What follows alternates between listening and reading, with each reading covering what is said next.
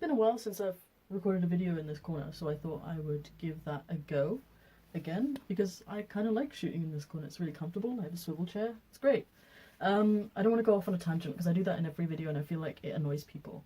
And so I don't want to do that. For today's videos, it's a pretty serious video, so I want to give a disclaimer before I start.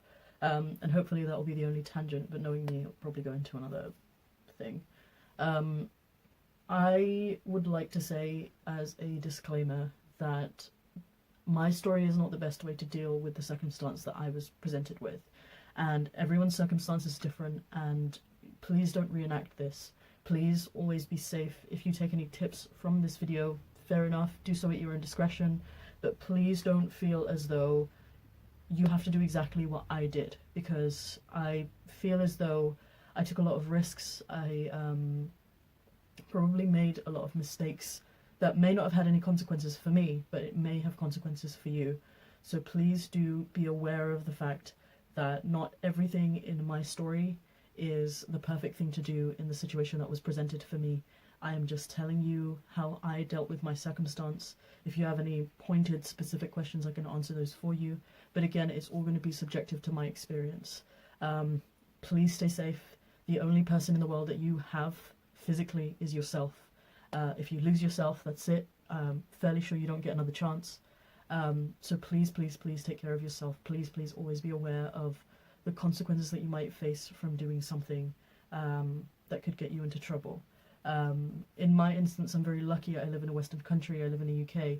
For those of you who aren't so fortunate, please do take that factor into consideration. The place that I am living is a lot more welcoming and a lot more, it hates abusers a lot more than, say, an area like Pakistan would.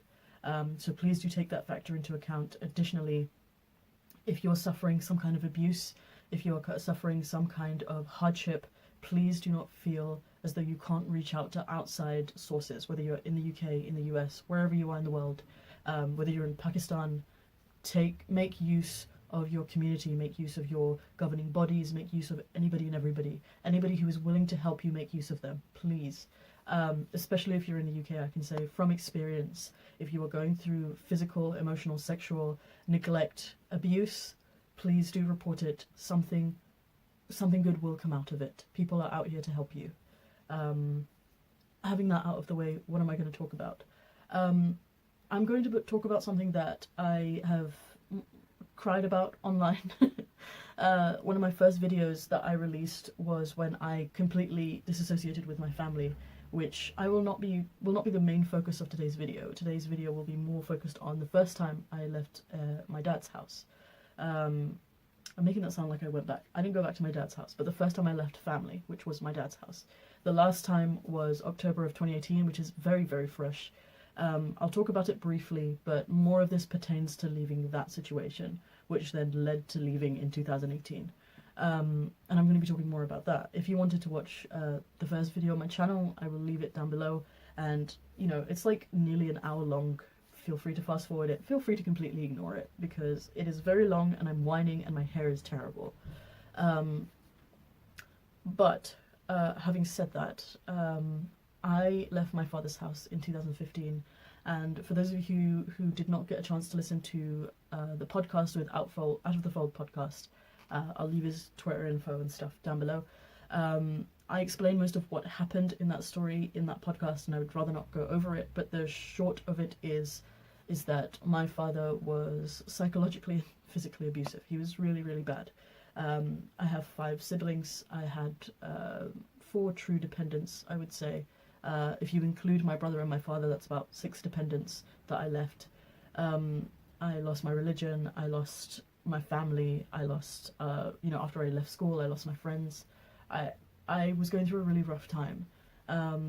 And with that abuse, for him, it never gets better. So I sort of took matters into my own hands after 2 years of suffering through that, and finally report him and leave. And I know that sounds very like snap, quick, like motion, but it really wasn't. It was a lot of build up, it was a lot of planning. Unlike, I feel like a lot of people who run away from home or leave their homes, I definitely had something of a plan. It wasn't the best plan, but it was a plan that I had been maybe like subconsciously writing up since my mother was ill, which happened in 2013. My mother fell ill in 2013, and she also passed away in 2013. And I had written up, I actually may have it in my diary, but I'm not going to get it out because it's going to take too long. I had a diary at the time that had like a butterfly cover. It had all my school memories in it, and I would write my feelings out. It was my journal. So when my mother was ill, I couldn't be angry at her, you know, like children and parents fight. I couldn't fight with her, and I was never really able to argue with her anyway, but it was a way to get my emotions out without projecting them on her while she was ill. So I kept this diary, and I would write out all my emotions, what happened that day, the dreams I was having, you know, all kinds of stuff. And on one page I had written out a list of things that I would take with me if I were to run away. So there was no plan of me actually running away, but it was a list of things that I would take with me if I did run away. And it was like an interesting brain exercise at the time. Like how, for example, when somebody asks you if you're stranded on an island alone and you could only have 3 things magically, what would you bring with you? And you'd say like a rope or a knife or a gun or whatever. I had listed out a few things that I would take with me if I were to run away, and it was like 15 or so items that I had listed. At that time I was very young. I don't even know the ages. I know the years, but I don't know the ages, because the time that I experienced while I was in that house felt like 50-60 years. It felt like such a long time that I was there, even though it was only like 2.5 years. So I only remember years, I don't remember ages, which is why I stutter. I stutter during the podcast, I stutter in my videos, because I don't associate it to my age, I associate it to the year. Sorry, I'll get back to the point. But on that list, I had written down like a TFL map, a compass. I had set a prayer mat because I was still Muslim at the time. I had said paper, pen, I think a set of keys for protection, not for opening anywhere. It was like a really silly list, but it later on gave me an idea of what I need. Like I put things like my passport and things like that on there as well. But that is the first time I can think of that I was seriously thinking, or even like non-seriously thinking, of leaving my house. Obviously that was when my mum was still alive. That was 2 years before I actually left, 2.5 years roughly before I actually left. My mother passed away in the December of 2013. I left in the August, sorry, 2013, did I say 2017? I meant 2013.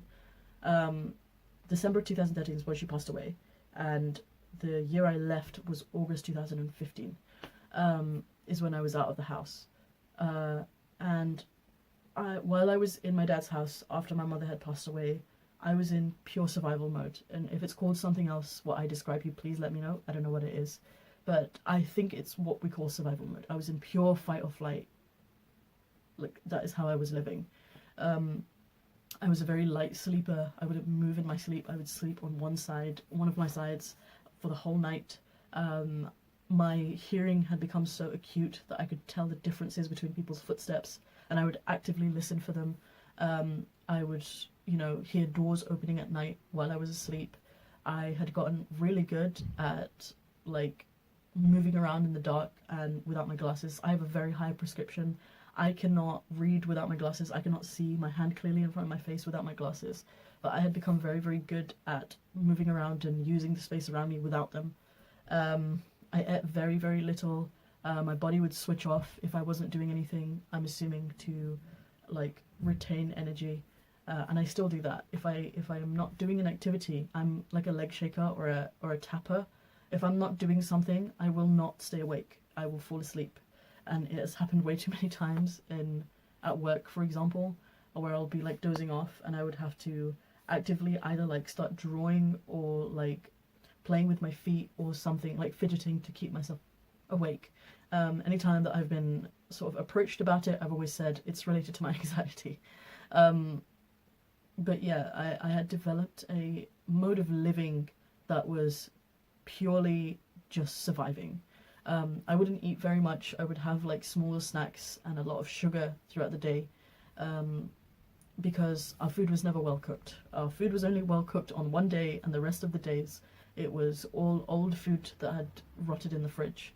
So I would never eat it, and I would consume like 5 or 6 cups of tea and coffee in a day, to keep myself going. And I would have small snacks that were around the house, like my relatives, whenever they did show up, they would bring us like biscuits and stuff like that, and I would munch on those, and I would keep my energy.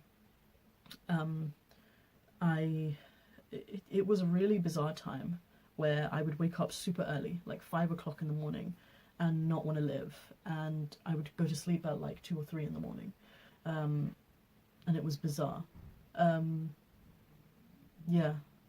But that was how I was living.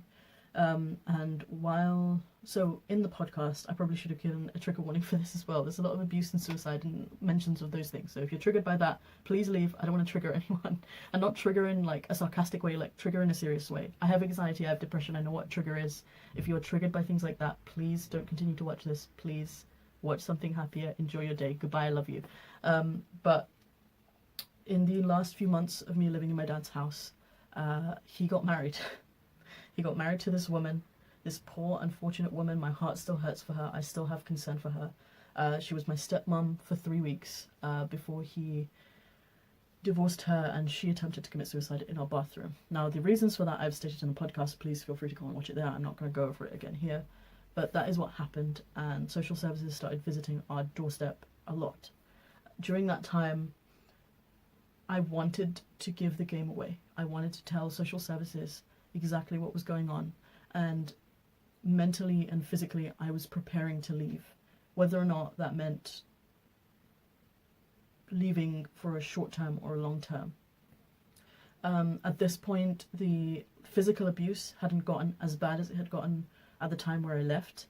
He would like slap me across the head. At one time, I think he slapped me so hard I fell on the floor because I put too much oil in a frying pan. And I was frying fish fingers, which he for some reason didn't like. But yeah, I was like mentally and physically preparing to leave, because I wanted to tell this social worker everything that had happened in the house from like the day my mum died. So I had a suitcase in my room that I still have. One of the wheels is broken, the handle doesn't open, but it's a suitcase. It is a case that you put things in. And I remember packing some light clothes, a jumper, my diary, any gold that, you know, Indian girls have a lot of gold lying around the house. That is my own. It wasn't anybody else's. I took all that gold, and I later sold that off, and that continues to be my float in the bank. I didn't have a bank account at the time. My passport at the time was expired, but I took all my legal documents. I took my birth certificate, which is a Bengali birth certificate, which probably has no value anyway. Bengali birth certificate literally looks like a doctor's note.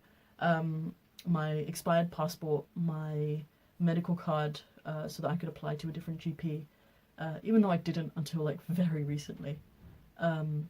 Some other like legal stuff that I found lying around the house. I hunted them all down, and I took them all with me.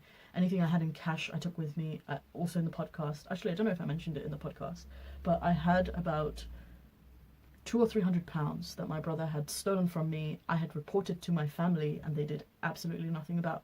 So I was penniless, save the fact that I had some gold, Indian gold that I could sell off. So I took all of that with me. I took some toiletries with me, you know, sanitary towels, pads, tampons, all of that. Toothbrushes, you know, those little travel size bottles of shampoo. I never used to use them. And they just accumulated, and I took those with me because they were tiny and they just fit in. I took one pair of running shoes because I thought that was like the most comfortable shoe. And they were white, and I no longer have them. If I did, I would put them on my mantle because they were there for such a long time. I hated them. They were a terrible colour. They were an awful shoe, but they were my only pair of shoes. They were my only pair of shoes for nearly, I want to say like 2 to 5 years, until I got a different pair of shoes. But yeah, I took one pair of shoes. At the time I was still religious, so I don't know if I packed like a small prayer mat, like one of those travel size ones. I packed a tiny Quran, I packed like a small pencil case with like pens and stuff in them. I took like little pieces of memorabilia from my house, so any like little toys that my siblings used to play with, because I didn't know if I was going to be able to take them. I'm going to get emotional. I am sorry. But any little toys that they would play with, I took with me, because I knew I was going to miss them, and I didn't know if they were going to come with me. But if you look at the timeline, I had packed all those things, I think, in either the February, no, it wasn't as early as that. I think it was either the March or the April of 2015. So I was slowly preparing, like I would slowly think about things and add more things to my like suitcase. If there were more documents that I needed to take, if there was like a record of things that I needed to take, I would take them.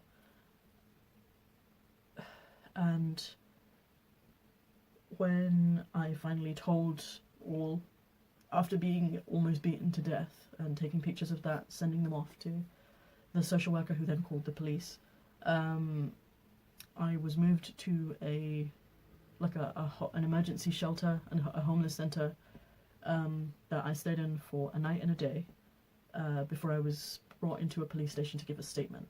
And I had more or less decided that I wanted to live on my own. I didn't want to live with family, but I didn't have an education. I had my A-levels, which is like high school, college level, but I didn't have a degree and I had no experience in work.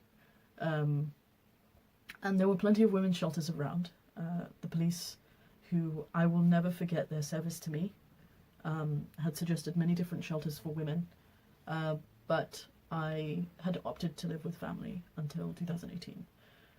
When I left in 2018, it was much faster. When I lived at a few family members' houses, but the one that I lived the longest at, and I don't want to give any names or inclinations, even though they know who they are, I kept all my important things in the same suitcase. I never moved those things. I never wanted to. So when I left that house, I already had everything packed. And any like small items of clothing or things that I had accumulated over the course of another like 2 years, I had just sort of ripped out of my shelf and put them into my gear and just left. And I will tell you now, I have done that twice, where, I mean, I moved around a lot between August 2015 and January 2016. I moved around a lot. I went between, I think, 3 people's homes, family members' homes. I took, initially, I was given the care of 3 of my siblings because my father was detained for, I think, like 48 hours. He was put behind bars for 48 hours until he was released, because I decided not to press charges, which I still regret to an extent. So I was given care of them for the time being in my grandmother's house. She didn't want me there, so I moved to my maternal uncle's house. Things were a little crazy there, because I'm not even going to get into it. Things were a little crazy there, is all I'm saying. And I initially took one of my younger siblings. He was my second younger sibling. I took him because he had a lot of problems, like in terms of his health, and I wanted to look after him, so I took him with me. Later, my dad came and claimed him because he didn't want me to corrupt him or whatever. And then I moved into my last, like, halfway home before I left. And when I got there in January of 2016, I had an expired passport, I had no bank account, I had no work experience. You know, I had to do so many things that I would have preferred to have from beforehand, but you can't really blame a girl for not having those, because my dad never wanted me to have those things. I didn't have a mobile phone. I had one that I only used for internet. It was a locked phone that one of my aunts had given me, or our family, because her husband drives cabs and people leave their phones in their cabs and he just takes them. And she gave me one of those and I used the internet on that. But I didn't have a phone that had like a SIM card in it that I could use to communicate with the outside world. You know, it was literally like, I had forgotten how the bus systems work, because the last time I had used a bus was when I was in education, and at that time you could still pay a fare with coins. When I had come out of my dad's house, I was so out of touch with the outside world that I didn't know that you had to have a standardized card to pay for your fare on the bus. the guy who I asked about it, he was a very lovely, Muslim gentleman in a corner store who was just like, you can't pay your fare with money. And I was like, you can't? Because when I last used a bus, you could. And he was like, no, you need to get an Oyster card and you need to put money on it. And fuck's sake. Like, I will never forget the fact that he paid some of my fare that day. Oh, fuck's sake. Oh, hate crying.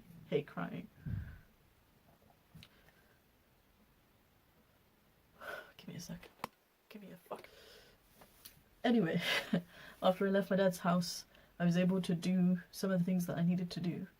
A lot of people helped me. My GP helped me get a new passport. My family members also helped me get a new passport.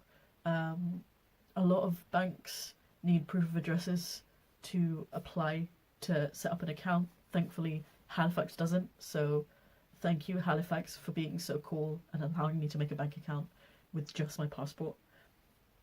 I got a few more proofs of ID, like a provisional license and things like that. And I immediately applied to a job centre and started looking for work, actively looking for work. It took me about 6 months because I had no experience and I'd been out of education for about 2 or 3 years. And part of me wanted to go to university, but I didn't know what to do. And also my family was like, you're not going. So I didn't want to deal with that. So I had opted to just look for work. One of my first jobs was working in a stadium. It's one of the worst jobs in the world, but it was my first job and I will never forget that. And then I started working in schools and I've been doing that ever since, on and off, but ever since. Before I start crying again, I do want to get to some questions that I had solicited. So if I cry, please don't feel bad for asking these questions. I asked for it. So the first question, I'll go from first asked to last asked. The first question I would want to address is from, well, first few questions actually, is from @Roshni_K_. First question is, are you still in contact with family? No. I am in contact with a few of them, but I will not reveal that because I know the consequences of them contacting me. I am in contact with 1 or 2 members of family. Other members of family have reached out in a very hostile manner. Others in a very condescending manner. But I have a few family members who still talk to me on friendly terms as if nothing has happened. Which is great, which is lovely, and thank you for doing that. I love you. And I hope you have a good future ahead of you, and I hope you never go through what I had to go through. Have they accepted the way of life you've chosen? What, the family member who still talks to me? Yes, they have. As for my other family members, no, absolutely not. They have disowned me, they want nothing to do with me, they don't want me to go anywhere near their kids. I know for a fact that they have barred the younger members of the family from contacting me, even though they know exactly where I am and how to reach me. They have even mass flagged some of my videos, or one of my videos mainly. They've mass flagged them because they're that butthurt. Were you financially independent when you left? No. When I left in 2018, I was more or less financially independent, although my work is very on and off, so I'm making end meet for the moment. When I left in 2015, I was an Arab Bedouin that had just come out of the 7th century into the world. I had no idea what was going on. I was lost. I didn't have any I didn't have anything that was worth anything to an employer. I had no finances. All of my money was stolen by my blood brother. I had maybe £20 on my person. I had an Oyster card that I had bought, but a corner shop owner had paid the fare on, and I had nothing. I had nothing when I left. Yeah, I had nothing when I left. Next question from @eattherich__. I don't know if it's 2 underscores, it might be 1 underscore. Was there residual guilt based on not adhering to social or religious ideals, and how did I deal with it? Okay, so when I left in 2015, I was very confused. I had a lot of doubts, and I also thought I was doomed to hell because my father was never going to forgive me. I know the kind of bitch he is. And for me, that was a turning point because I was just kind of waiting to die. I wasn't actively trying to kill myself, but I was just waiting to die to see what my, what my life amounted to, because my whole goal in life was to not go to hell. So at the time when I left my dad's house, I was still praying, I was still religious to an extent, but I was very, very doubtful. I had a lot of doubts. There was, in terms of like the social pressure that I faced, there was a lot of pressure for me to get married, to like clear my name in some way. So the only options that they had for me was to get married or go back to my dad's house. They didn't see an independent life for me, because that's not conceivable for a Muslim family like mine. So there was a lot of pressure for me to either get married or to beg my dad for forgiveness, because I was the one in the wrong, in their opinion. And it was very trying for me. It was very difficult. I spent a lot of nights just bawling my eyes out and talking to my then boyfriend, who was all online, and my friends online as well. I still have relatives. After I left from my dad's house, I had a relative who lived nearby to the place that I was living in 2016, who would pass me by all the time. I would greet them with salam alaikum, and they would literally just blank me or make a scene in the middle of the street and shame me. I don't know how anyone deals with that. For me, I was brought up in a place where you don't disrespect people. I've had relatives who have come at me screaming in my face for 30 minutes with me just like stifling sobs and crying my eyes out in front of them, and they do not stop because they are so offended by what I did. I've had whole interventions where people will gather to just shame me into doing something. One of them was giving back my sibling. Another one was to reconcile with my dad. Another one was to push this whole like, oh, I released that video on YouTube thanking everyone who had helped me leave my house for emotional support. There was an intervention for that. There was an intervention to get me married to this guy that they had set me up with. There's another video for that. It was a lot. It was a lot. There were relatives who would constantly say that I was possessed, and they would constantly like burn oud around the house, or perfume or frankincense or whatever you want to call it around the house to get the devil out of me. Or there were people who would call me a devil to my face, people who would blank me, people who just ignored everything and let everything just happen. To this day, it's bizarre to me that family members, people who teach you that blood is thicker than water, can treat you like that. I have never, unless it was, I may have done it to my brother, that I've like screamed at him, but I've never screamed at a family member. I couldn't imagine doing it. I think I once told one of my aunts to shut up because I just got so tired of her shit. But besides that one incident, I would never dream of even screaming at a relative, let alone the kind of abuse that they have put me through emotionally. Aside from the whole fact that they're justifying physical violence, that whole thing was such a horrible thing to deal with on like a day-to-day basis. And that kind of condescension, like, get out, like, do this or you can leave, do this or we don't give a fuck about you anymore. Like, that whole environment I'm so happy to be out of, because I don't have to deal with that anymore. There was one time where they had told me that my dad wasn't going to be somewhere, and then he was. They had outright lied to me, and I had a panic attack. Like, ridiculous shit. Ridiculous shit. I'm going to move on, because this is getting too much, and I'm getting emotional.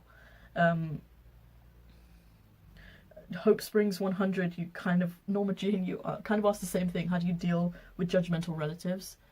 Towards the end, I probably more or less ignored them. But then they would have goes at me for ignoring them. Like, you can't hate them, you can't love them, you just have to pretend you're okay with them in public settings. So if I went to a wedding or something, I had to be all happy-dappy, fun and lovely with them. It's really stupid, and I hate it. Towards the end, like, all of 2018, before I left, I'm pretty sure I didn't go to a single family gathering. I was so tired of all of their bullshit. Obviously I lived with family and I was fine with that family, and I will always be grateful for that family. But the rest of them, like, I was so tired of their garbage. I was so tired of all the shit that they had put me through and how they just expected me to be okay with them. I was so tired of it. You know, that aunt, I eventually stopped saying salam because I had relinquished my Muslim card. It was in the bin. So I had relinquished that, so I would stop saying salam. I stopped acknowledging her. I wasn't actively avoiding her anymore. You know, I would actively avoid her. I would actively leave earlier or later than I should. Like, I knew the times that she was out, and my survival mode would kick in and circumvent that. I stopped doing that. I was like, I don't give a fuck, make a scene. You know, I never spoke back to anyone. I could not dream of speaking back to anyone. It just wasn't something I did to my relatives who were older than me. It just wasn't something I did. I had many a text argument, but I have never had a screaming match with a relative besides my brother. And maybe my sister. But it was all like teenage. Well, brother was a little bit more serious, but with my sister, most of the time it was just trying to get her to do stuff. Just dumb shit like that. Last question was Heretical Grey's question. Nick, she's great. We love her. Her podcast is coming out on Outfold soon. So keep your eyes peeled for that. What things would you do differently? What things do you wish you had known? If I could go back, 100% would have gone ahead and charged my father. 100%. 100%. I also have thought many times maybe I would have taken advantage of a shelter. But the reason that I decided to stay with the family after leaving my dad's house was because I had some hope that I would be able to claim custody over the kids. That didn't look like it was happening. It wasn't going to happen. By the end of October, it was more September 2018, so many of my freedoms were restricted. I had a curfew. There were people I couldn't hang out with. There were certain ways I couldn't dress. You know, there were loads, like I couldn't go to work dinners that were late. And it was just getting a lot, and I just wanted to leave. I just wanted to leave. I wanted to live my life. I wanted to stop being proposed to. I wanted to choose my own partner, you know, partner in crime, partner in life. I wanted to live. I wanted to live my life. I wanted to study. I wanted to work. I wanted to have my own space. You know, I didn't want to share a room with a child. And I had broken the cardinal rule. I started dating someone and I fell in love and I broke a cardinal rule. And it was told to me that things would get stricter and I would have a tighter curfew and I wouldn't be able to spend time with people. And I was like, in my head, I was like, I'm done. I'm done. Why do I have to keep putting up with this, on one side, judgmental bullshit, and on the other side, constant, like, keeping me like a child? Why would I have to deal with that? And then the whole looming, when are you getting married fucking question. So I just wanted out, and that's why I left the second time. But in terms of what I would have done differently, I mean, for anyone who's looking to leave, please finish your education before you do that. Please finish your education and maybe have like a few months under your belt of experience in work. Because if you don't have financial support, girl, it is hard. It is so difficult. So that is what I would advise. But knowing my circumstance, I would have never been able to get that. I would never have been able to get any kind of work or university education where I was living, in the circumstances that I was living in. The only true thing that I regret is that I didn't press charges on my dad because of what he had done to me and what he had done to my mother and what he had done to my siblings. And it's not a revenge thing. It's more a thing of I would have gotten custody of my siblings. My family would have been completely cut off from me. I would have, you know, things would have gone so differently, and I wish I had done that instead of, you know, dropping charges on him. And I was also guilt-tripped into doing that. So, you know, for any of you who feel as though you're in a situation where you want to leave, like you can't bear it anymore, please be safe. Please, please, please be safe. You know, in my desire to leave, I could have died because my dad beat me to the ground. I could have died. And it's a horrible thing to think, you know.